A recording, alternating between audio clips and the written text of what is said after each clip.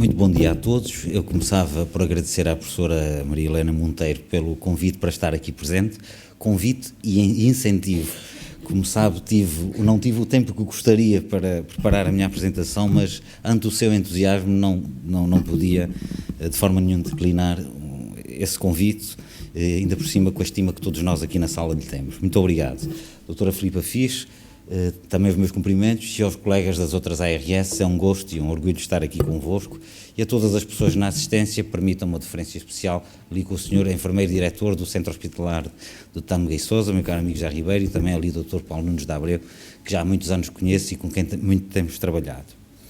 Relativamente ao tema de hoje, eu vou fazer uma apresentação que se colocará tão distante quanto possível e como estão as ARS do terreno, no sentido de ter uma visão sistémica do assunto, mas com quem tem a proximidade suficiente para implementar projetos que sejam consequentes com esta visão.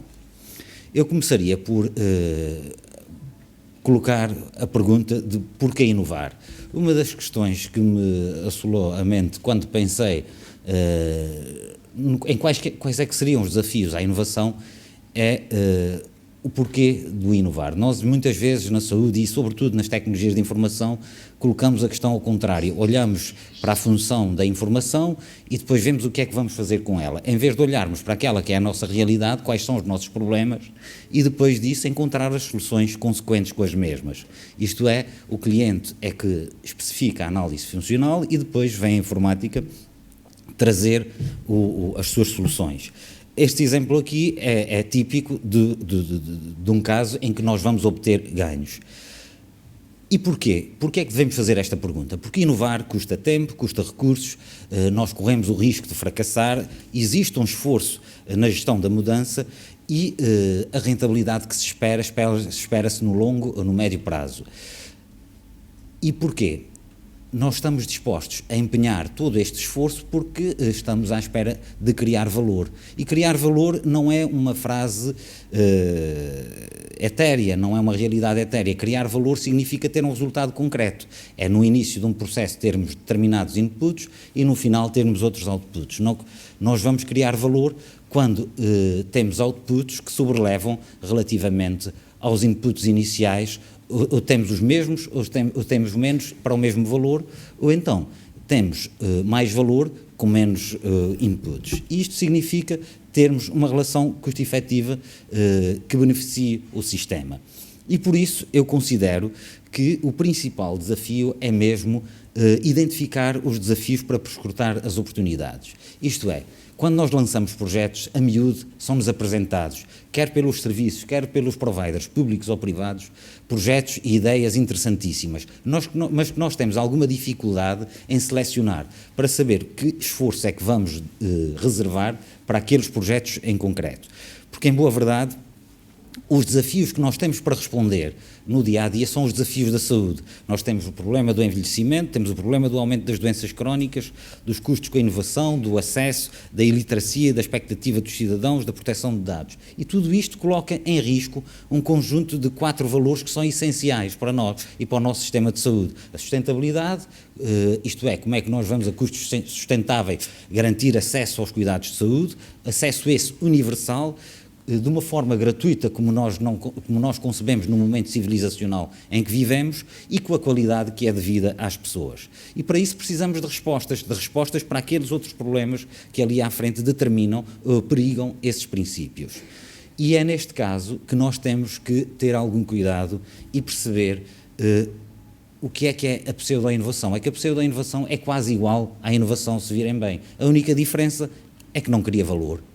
E, portanto, o problema é nós estarmos, muitas vezes, cada um a querer fazer da sua maneira um determinado projeto para uma soluções essas que muitas vezes já estão criadas ou a ser trabalhadas, e eu costumo dizer que um dos problemas que nós temos na saúde é que toda a gente quer resolver aquilo que alguém já está a resolver, e dificilmente se concentram nas coisas que ainda estão por tratar e por cuidar. Identificar a proposta de valor é o primeiro grande desafio que eu encontro na concepção da inovação ou no desenvolvimento da inovação em saúde. E como é que nós conseguimos dar resposta àqueles problemas? Onde é que nós vamos encontrar propostas de valor? Na eficiência, na qualidade e no acesso. Na eficiência por natureza, porque é ela que nos traz a sustentabilidade, é conseguirmos melhores resultados com os mesmos recursos, ou então conseguirmos os mesmos resultados com menos recursos. E isso consegue-se com projetos que, através da reengenharia de processos, sejam eles administrativos, logísticos ou assistenciais, nós consigamos eliminar tarefas ou melhorar a qualidade. E por falar em qualidade, estamos a falar de outro dos drivers que permite obter melhores resultados. Neste caso, através de tratamentos menos gravosos e menos penosos para os doentes, por um lado, e por outro lado, mais sustentáveis para os sistemas de saúde.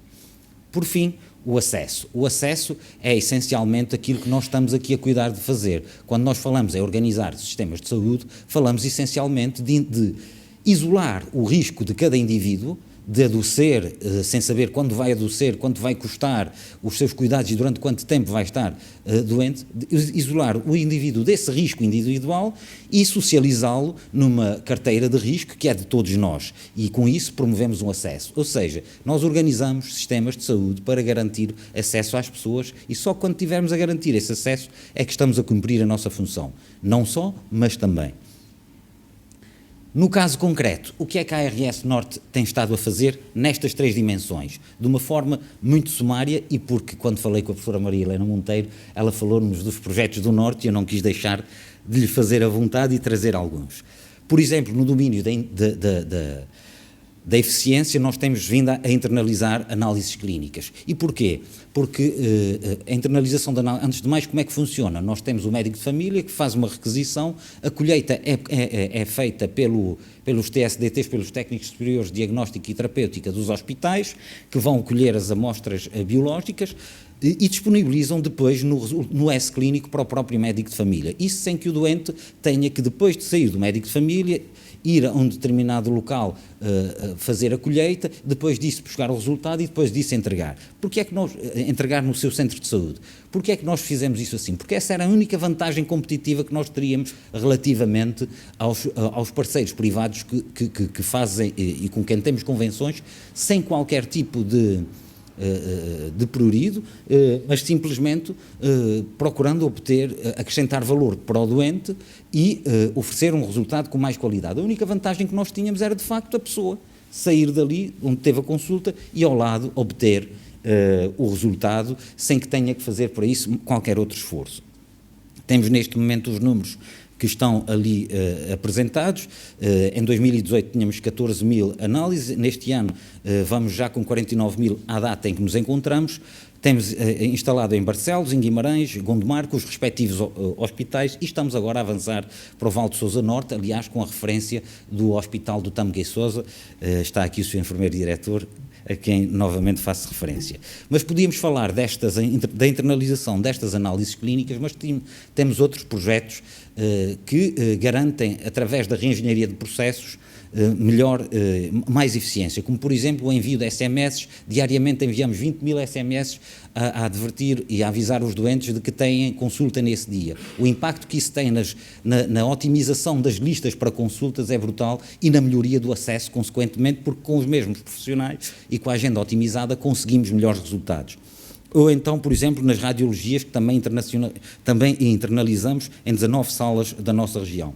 No domínio da qualidade, temos projetos como, por exemplo, a gestão de equipamentos clínicos, que é uma coisa que poucas pessoas pensam, mas a ARS Norte tem cerca de 30 mil equipamentos. Estamos a falar de esfigmomanómetros, estamos a falar de frigoríficos, estamos de data loggers, todo esse tipo de instrumentos que auxiliam e de que depende um bom diagnóstico e a boa ação clínica.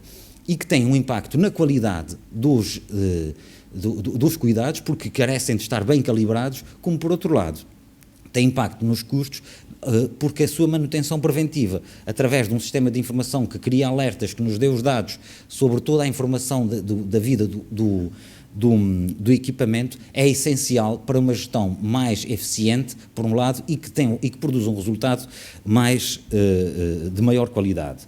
Relativamente ao acesso, temos os exemplos da teledermatologia, que está aí explícito, mas teríamos também do rastreio da saúde visual infantil, ou então da retinopatia diabética, ou então da telemonitorização da doença pulmonar obstrutiva crónica, ou ainda também das espirometrias nos ACES, isto é, a análise da função da prevenção de doenças respiratórias através da função respiratória nos próprios centros de saúde, com leitura posterior pelos médicos hospitalares. O que é que nós temos que fazer como segundo desafio? Temos que criar contextos favoráveis à inovação, criar um solo fértil. Isto é, temos que ter um enquadramento normativo que nos permita, e estou a falar normativo técnico-normativo, que nos garanta um conjunto de regras harmonizadas, e a ARS Norte tem sido disciplinada na utilização dos sistemas de informação ministeriais, não só por devir, mas por consciência de que só assim é que garantiremos mais facilmente interoperabilidade e a própria disponibilidade dos sistemas. E por falar em disponibilidade, a atualização da infraestrutura tecnológica é também essencial para não limitar a inovação. Um outro aspecto fundamental que tem sido imensamente debatido é a autonomia. A autonomia para as instituições trabalharem nos casos em que não existem ainda soluções ministeriais implementadas. Isto é, para respostas novas, para também não cairmos no erro de fazer aquilo que já está a ser resolvido. A existência de uma carta técnica sobre os sistemas de informação, sobre uma arquitetura de referência, é essencial para marcar aquilo que deve ser público e para distinguir daquilo que pode ser fornecido por qualquer outro provider, desde que respeite aqueles requisitos técnicos.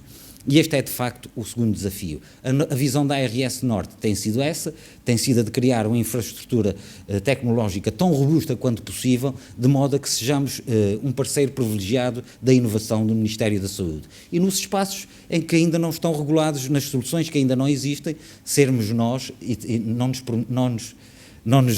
nos coibirmos de termos a nossa iniciativa. Isto leva-nos a um conjunto de requisitos e de ações, já sei que estou atrasado, vou tentar terminar, que estão a ser levadas a cabo na região com vista a criar esse solo fértil. Por fim, o terceiro desafio é o que é que fazemos com a informação. Nós temos belíssimas oportunidades ao nosso alcance, mas também temos belíssimos exemplos daquilo que não deve ser e da forma como não deve ser utilizada a informação. Isto leva-nos à questão da privacidade dos dados, em que nós temos trabalhado de forma afincada, e identificar o que é boa inovação é também perceber para onde é que nós estamos caminhando e o que é que nós estamos disponíveis para prescindir em prol dos bons exemplos. Nós achamos que ainda e que há uma boa margem e temos também parcerias estabelecidas com vista, por exemplo, a utilizar a inteligência artificial no auxílio à ação clínica, no pressuposto de que aquelas análises de perfil das redes sociais poderiam ter sido, por exemplo, usadas para outros fins, como fossem sugestão de estilos de vida saudáveis ou alertas quanto aos estilos pouco saudáveis que as pessoas podem obter. Peço desculpa pelo tempo que levei. Muito obrigado.